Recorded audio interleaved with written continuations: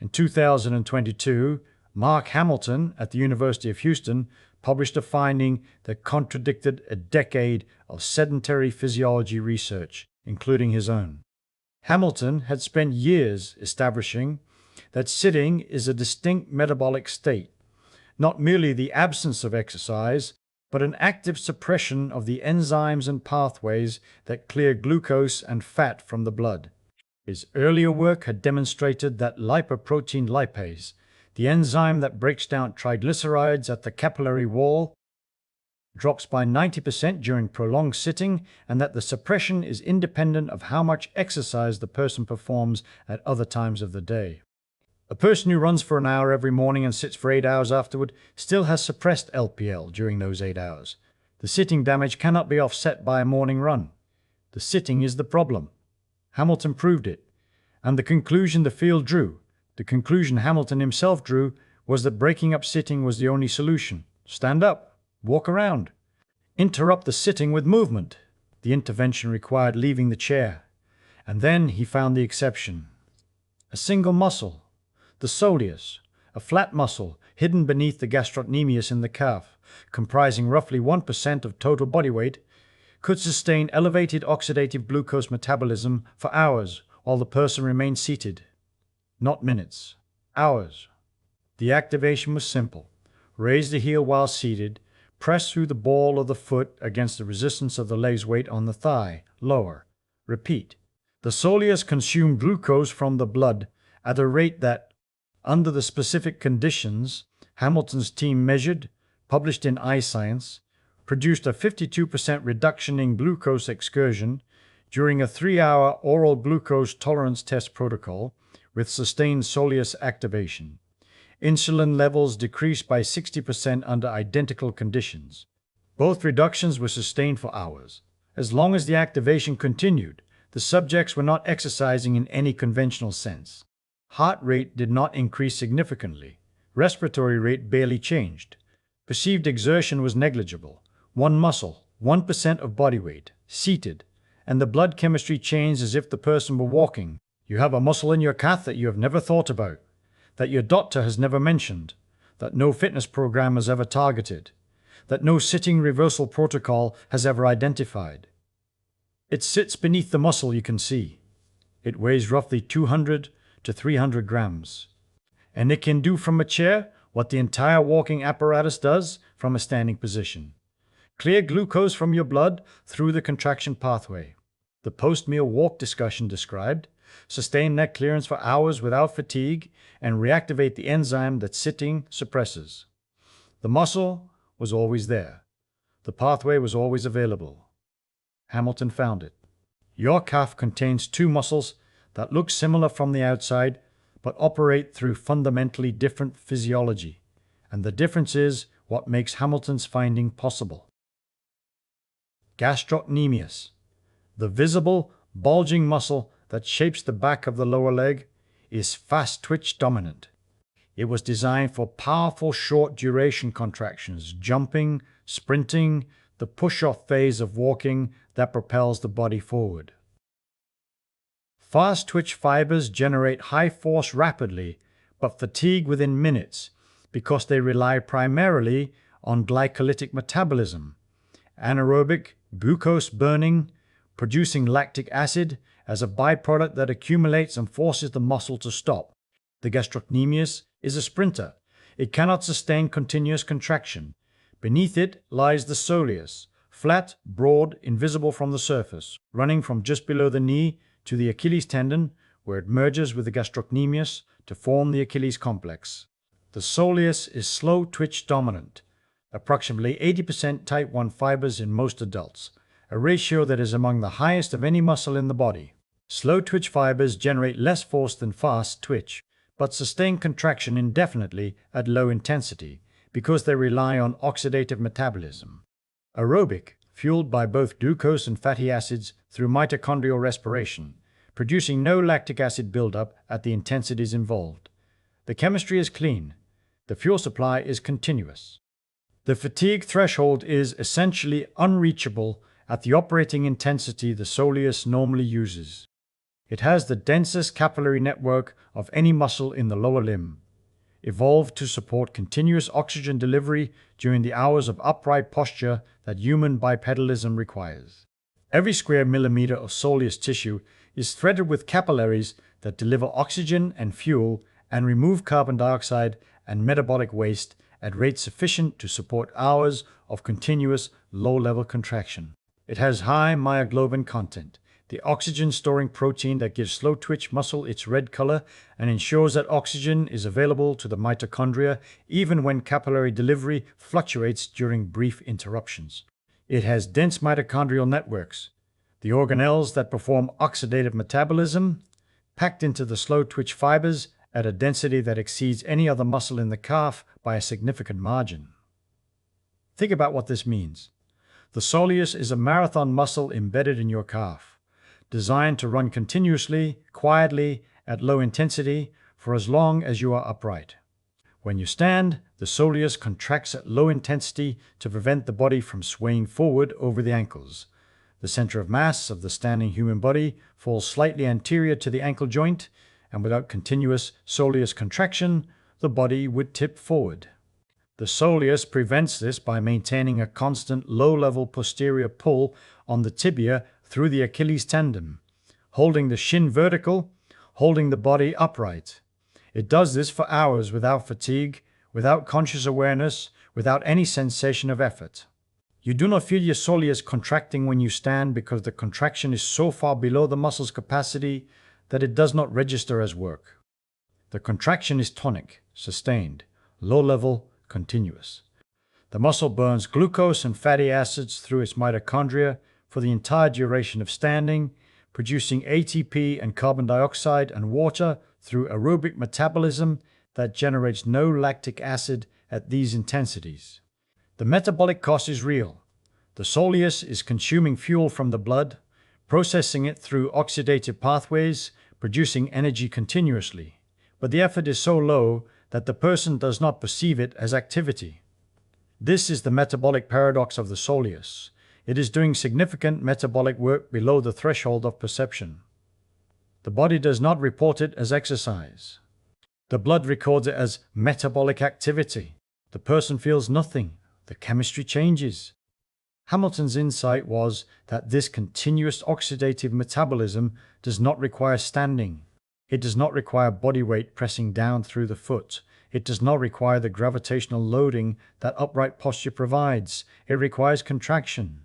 The heel raise against the weight of the leg provides sufficient resistance to activate the soleus's slow twitch fibers at the intensity that triggers oxidative metabolism. And once activated, the fibers sustain the metabolism for as long as the contraction-release cycle continues. The soleus does not know whether the person is standing or sitting. It knows whether it is contracting. And it responds to contraction with the metabolic output its physiology was designed to produce, regardless of whether the rest of the body is moving, regardless of whether the person is upright, regardless of whether the person perceives any effort at all. Now, what Hamilton measured, because the numbers are what separate this finding from every other seated fidget study that has been published and forgotten. Previous research on seated movement, leg bouncing, fidgeting, seated cycling at minimal resistance had shown small metabolic effects. Hamilton's soleus data was different in magnitude and in duration, and the difference traces directly to the soleus's unique oxidative physiology. Subjects performed soleus push-ups while seated, raising the heel against the resistance of body weight on the knee, pressing through the ball of the foot, lowering. The movement is small. Visually, the heel rises 2 to 3 centimeters. The force is modest, far less than the force of a calf raise in a gym, far less than the force of walking. A person sitting next to the subject might not notice the movement occurring, but the metabolic output measured in the blood was disproportionate to anything the movement's appearance would suggest. Blood glucose levels during sustained soleus push-ups decreased by approximately 52% compared to sitting still after a glucose tolerance test, a reduction comparable to the effect of walking, produced by a muscle that constitutes 1% of body weight from a seated position, 52% from a heel raise. While sitting, Insulin levels decreased by approximately 60%. The pancreas produced less insulin because less was needed, because the Soleus was clearing glucose from the blood through the contraction-mediated GLUT4 pathway that does not require insulin to operate. The pancreas was responding to the lower blood glucose by reducing its output. The downstream benefit of glucose clearance reaching back upstream to reduce the demand on the organ that produces insulin. Both effects were sustained for hours, not minutes, hours. As long as the Soleus activation continued, the metabolic effect persisted.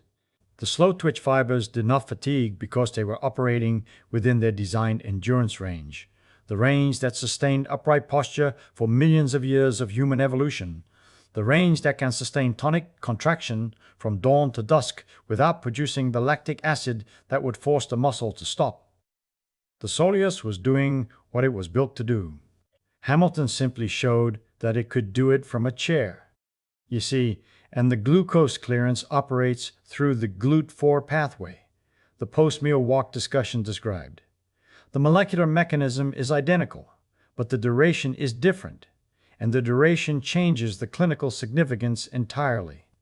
Each contraction activates AMPK, the energy-sensing kinase that detects increased metabolic demand in the muscle fiber and responds by signaling GLUT4 vesicles to translocate to the cell membrane. Glucose enters the muscle cell without insulin. The pathway is the contraction door. The post-meal walk opened. Insulin-independent glucose clearance through GLUT4 translocation mediated by AMPK activation from muscle contraction. The molecular machinery is identical. The signal is identical. The transporter that reaches the membrane is identical. What differs is how long the door stays open. Post-meal walk opens the door for 10 to 15 minutes. The duration of the walk, after which the person sits down, the contraction signal fades, and the GLUT4 transporters begin retreating from the membrane back into their vesicles. The glucose clearance window closes. The blood glucose returns to whatever trajectory insulin alone can manage. The walk was a pulse, a brief, effective intervention that opened the contraction door for the duration of the movement and closed it when the movement stopped. Soleus push-up opens the door for hours, because the Soleus can sustain contraction for hours without fatigue. Because its slow-twitch fibers operate on oxidative metabolism that does not produce the lactic acid that forces fast-twitch fibers to stop. The GLUT4 translocation is sustained for hours. The contraction signal does not fade because the muscle does not stop. The transporter stays at the membrane because the AMPK signal stays active. The glucose clearance continues for the duration of the session, not a pulse, but a sustained state. Sustained duration transforms the intervention from an acute post-meal glucose management tool into a chronic metabolic state modifier. The person who performs Soleus push-ups throughout an afternoon while seated, while watching television, while reading, while conversing, while working at a desk, is maintaining continuous insulin, independent glucose clearance for the entire duration. Not the 30-minute window of a post-meal walk, but a 3-hour, 4-hour, sustained metabolic state that no other seated activity has been shown to produce. The contraction door does not close because the contraction does not stop. The glucose does not accumulate because the clearance does not pause. The blood chemistry reflects a body that is metabolically active even though the body is seated and the person perceives no exertion. For the person over 65 whose doctor has been monitoring rising fasting glucose, whose HbA1c has been drifting from 5.7 towards 6.0, whose insulin sensitivity is declining year by year, the sustained GLUT4 activation from Soleus push-ups during seated hours provides a continuous metabolic correction that the post-meal walk provides only briefly. The walk is the acute intervention. The Soleus push-up is the sustained one. Both operate through GLUT4. Both clear glucose independently of insulin. The difference is that the Soleus can maintain the clearance for as long as the person continues the movement, and the movement requires no effort the person would recognize as exercise. Well, and the lipoprotein lipase connection. Because Hamilton is the researcher who discovered the sitting LPL problem in the first place, and the Soleus push-up is his answer to his own finding. The scientist who identified the damage now offering the repair from the chair that caused it. Hamilton's earlier work, published in Diabetes in 2007, established that lipoprotein lipase activity drops by 90% during prolonged sitting. LPL is the enzyme stationed at the capillary wall that breaks down triglycerides in the blood, clearing the fat that circulates after meals and converting it into fatty acids the muscle can use as fuel. Without LPL activity, triglycerides accumulate in the bloodstream. After a meal containing fat, which is every meal that includes oil, butter, dairy, meat, nuts, or any lipid source, the triglycerides rise in the blood as the fat is absorbed from the intestine. In a person who is standing or walking, LPL at the capillary walls of active muscles breaks these triglycerides down continuously. The fat is cleared. The blood returns to baseline.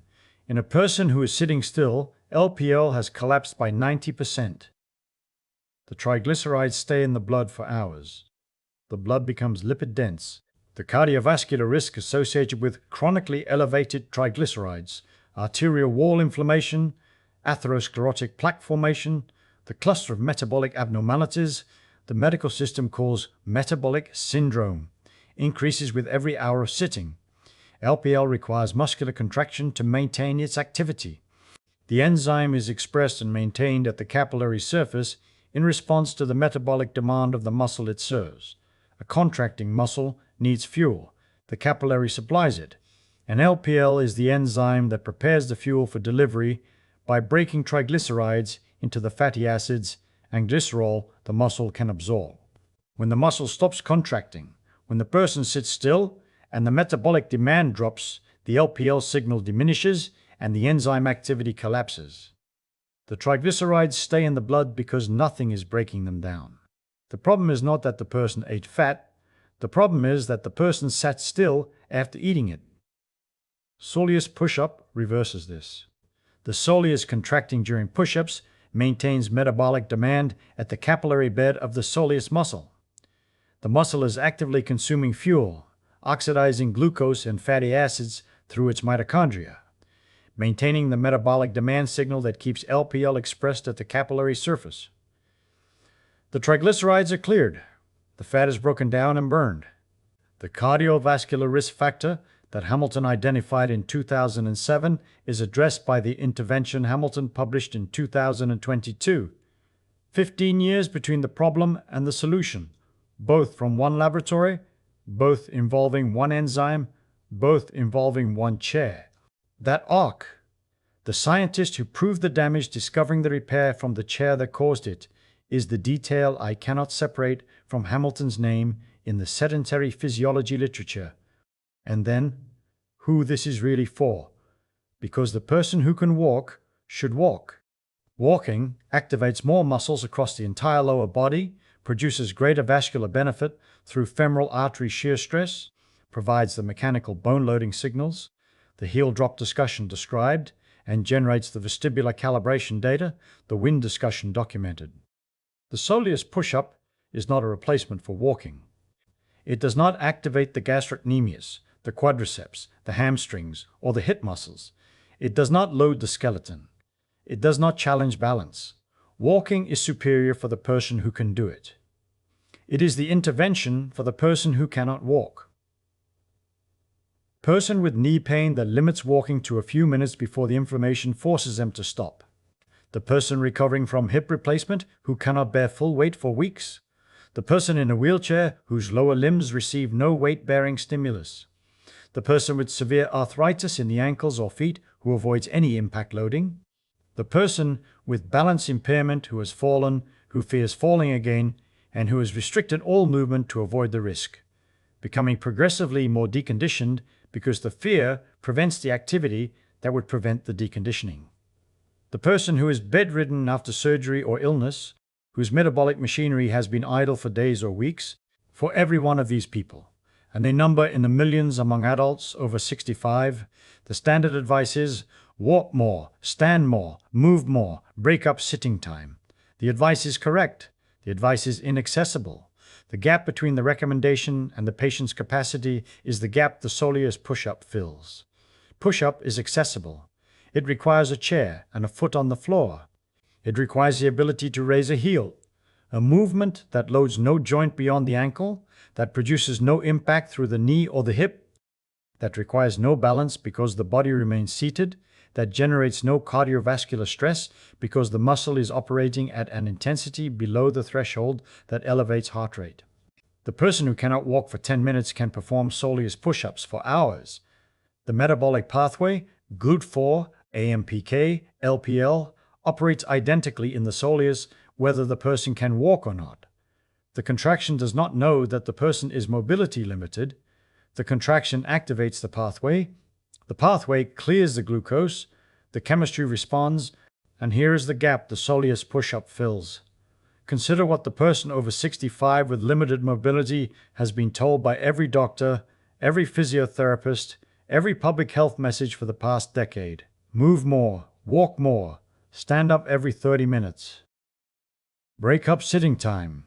Every recommendation requires the ability to stand and move, an ability the recommendation assumes, but the person may not possess. The person nods at the advice and returns to the chair because the advice describes an action they cannot perform. The gap between the science and the patient has always been the standing requirement, the assumption that metabolic intervention requires the body to be upright. Hamilton removed the standing requirement. The Soleus push-up is the first metabolic intervention that meets the person where they are, seated, limited, unable to follow the standard advice, but capable of raising a heel. Now, the honest scope. Because the Soleus push-up does not do everything that walking does, and the person who uses it should understand what it provides and what it does not. The distinction between metabolic intervention and vascular intervention is the most important thing to understand about this movement. Sitting discussion described endothelial damage from reduced shear stress during prolonged sitting, eNOS suppression, nitric oxide decline, arterial constriction, the progressive stiffening of arteries that receive insufficient blood flow stimulation. Walking reverses this damage because walking increases blood flow velocity through the femoral artery and the arterial tree of the lower limbs. The increased flow produces shear stress on the endothelial cells lining the artery walls. The shear stress activates eNOS. eNOS produces nitric oxide. Nitric oxide dilates the artery and maintains endothelial health. The vascular benefit of walking is a flow-dependent benefit. It requires blood moving through arteries at elevated velocity. Push-up does not produce this flow increase to the degree that walking does. The major venous return pathways, the deep veins compressed by the gastrocnemius and soleus during standing and walking, are not loaded during the seated push-up with the force and volume they experience during walking. The Soleus push-up does contribute to venous return. Each contraction compresses the venous sinuses within the soleus muscle, pushing a bolus of blood toward the heart, and this contribution increases cardiac preload, which increases stroke volume, which produces a modest systemic increase in arterial blood flow velocity. The vascular effect is present but smaller than walking. A partial correction rather than a full restoration of the shear stress stimulus walking provides. Soleus push-up is primarily a metabolic intervention. Glucose clearance through GLUT4, insulin reduction through reduced pancreatic demand, triglyceride clearance through LPL reactivation. These are the effects Hamilton measured. These are the effects the data supports. For full vascular protection, endothelial function, arterial compliance, nitric oxide production, standing and walking remain necessary for those who can perform them. The Soleus push-up is the metabolic complement to walking, not the vascular replacement. The person who can walk should walk and perform Soleus push-ups during the seated periods between walks. The person who cannot walk should perform Soleus push-ups as the metabolic intervention available to them. Understanding that the vascular component requires separate attention through whatever standing or movement they can manage, even if that standing is brief and the movement is limited. That convergence, sustained insulin-independent glucose clearance through GLUT4 translocation in a muscle that does not fatigue, LPL reactivation from a seated position reversing the triglyceride accumulation that sitting produces, and sustained oxidative metabolism from 1% of body weight producing blood chemistry changes comparable to whole body ambulation. is the finding that made the Soleus look like the most underestimated muscle in the metabolic conversation to me. 3 pathways. 1 muscle, seated, sustained, no perceived effort. A muscle nobody thinks about. Not the quadriceps that physiotherapists strengthen, not the gluteals that exercise programs target, not the gastrocnemius that bodybuilders develop. A muscle that sits beneath the one everyone can see, hidden from view, invisible on the surface, never the subject of a training protocol or a rehabilitation program. Doing, from a chair, what the entire walking apparatus was assumed to require. Hamilton did not discover a new muscle. He discovered what an old muscle could do. A muscle that had been contracting tonically during upright posture for 2 million years of human evolution, and that nobody had thought to activate while seated because nobody had measured what it produced when activated. Now, the movement itself. Sit with feet flat on the floor. Raise one or both heels while keeping the balls of the feet on the ground. Pressing upward through the forefoot against the resistance of the leg weight on the thigh. The movement is small, 2 to 3 centimeters of heel rise, no more than you would produce by tapping your foot impatiently. Hold briefly at the top, a second or two, long enough for the soleus to sustain the contraction. Lower. Repeat. No counting is necessary. No timer is needed. No app, no device, no resistance band. The soleus does not fatigue at this intensity. The slow twitch fibers are operating within their oxidative endurance range and can sustain the contraction-release cycle for as long as you choose to continue. You will feel almost nothing. That is the point, and the most counterintuitive aspect of Hamilton's finding. The metabolic output is enormous relative to the perceived effort. The soleus is consuming glucose and fatty acids, maintaining GLUT4 translocation, sustaining LPL activity, producing metabolic output that your blood chemistry records, and your body perceives none of it as exercise. Heart rate does not increase. Breathing does not change. Sweat does not appear. The person sitting next to you may not notice the movement. The work is invisible. The chemistry is measurable. Continue for the duration of a television program. Continue during a conversation. Continue while reading. Continue during a meal, combining the soleus push-up with the post-meal timing window the previous discussion described, the GLUT4 activation from soleus contraction coinciding with the glucose arrival from the meal. The metabolic effect is sustained for as long as the movement continues and begins to reverse when it stops. The reversibility is important. The benefit is not stored. It is maintained by continuous activity. The person who performs soleus push-ups for 2 hours and then sits still for 2 hours receives the metabolic benefit for the first 2 hours and loses it during the second 2. The intervention is a sustained state, not an accumulated dose. The distinction matters for how the person integrates it into their day. The soleus push-up is not a workout to be completed and checked off. It is a metabolic state to be maintained during the hours the person spends seated. The longer the maintenance, the longer the benefit. The shorter the maintenance, the shorter the maintenance, the shorter the benefit. The person chooses the duration. The chemistry follows. 1% of your body weight. A muscle hidden beneath the one you can see. Slow twitch. Oxidative, inexhaustible at low intensity. Hamilton spent 15 years proving that sitting breaks the metabolic machinery the body depends on to clear glucose and fat from the blood, that the suppression is real, that it is independent of exercise, that it accumulates with every hour of stillness. The field accepted the finding and concluded that the solution was to interrupt sitting with standing and walking. Hamilton accepted that conclusion too, until he measured what the soleus could do from a chair. Then the conclusion changed. Not because the sitting damage was wrong. It is real, it is measured, it is happening in the body of every person who sits for hours. But because one muscle, operating below the threshold of perceived effort, could reverse the metabolic component of that damage without leaving the chair. The GLUT4 pathway that walking opens, the soleus opens while you sit, the LPL that sitting suppresses, the soleus reactivates while you sit. 52% glucose reduction. 60% insulin reduction. Hours of sustained metabolic output from a heel raise you can perform while watching the evening news, while talking to your grandchildren, while reading a book, while sitting through a long flight, while doing nothing that feels like exercise or looks like exercise or requires the effort that the word exercise implies. The chair was never the enemy. The stillness in the chair was, and one muscle, hidden beneath the one you can see, can break the stillness without leaving it.